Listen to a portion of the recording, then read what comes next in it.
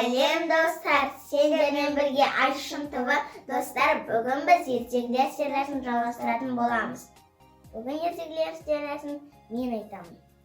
Мен бүгін шалқан ертегісін айтатын боламын. Ертеде, ешкі жүні өртеде, қырғауылы қызыл екен, құйрық жүні ұзын екен. Баяғыда бір шал болады. Ол дән тауып алады, оны бақшасына егіп, суын құйып жүреді. Ол үлкен болып шалқан болып өседі.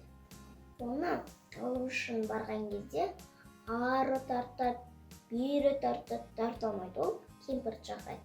Кемпір, мынау шалқанды екеуміз бірге тартайықшы дейді. Екеуі ары тартады, бері тартады, тарта алмайды.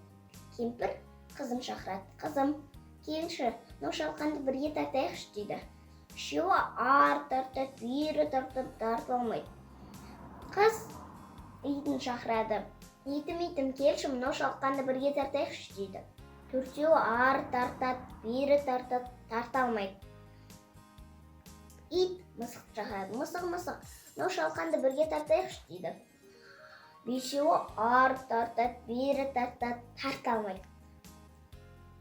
Мысық ит шыққан шақырады. Шыққан, мынау шалқанды бірге тартайықшы дейді.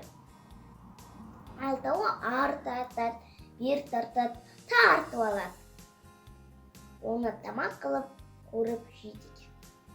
Достар, осы ертегіден түйгенімізде бірдің ісі оңалмас, көптің ісі жоғалмас. Бір-бірлеріңізге көмектесіңіздер. Ұнаса лайк басып, каналға жабылуды ұмытпаңыздар. Келесі кездескенше сау болыңыздар.